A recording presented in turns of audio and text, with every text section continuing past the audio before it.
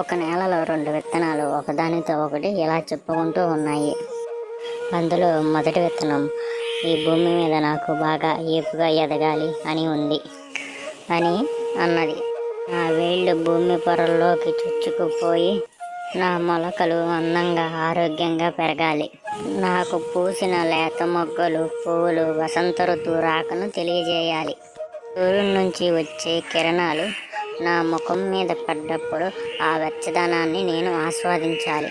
నా ఆకులు పూల రెక్కల మీద పడిన మంచు బిందువులతో నేను పులకరించిపోవాలి. ఆ విత్తనం తను అనుకున్నట్టుగానే తన ఆశయాలకు అనుగుణంగా పెరిగింది. రెండో విత్తనం ఇలా అంది, నాకు చాలా భయంగా ఉంది. నా వేళ్లను భూమిలోకి పంపితే ఆ చీకట్లో ఏమి ఎదుర్కోవలసి వస్తుందో.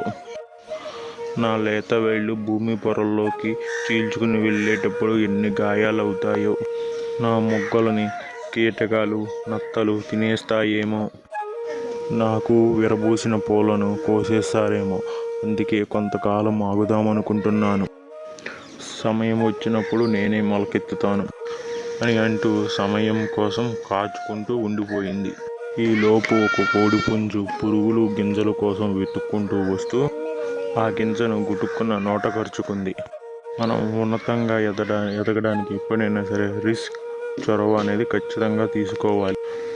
భయపడుతూ ఉండిపోతే జీవితమైన కఠిన పొరల్లో నలిగిపోతూ ఉండాల్సిందే.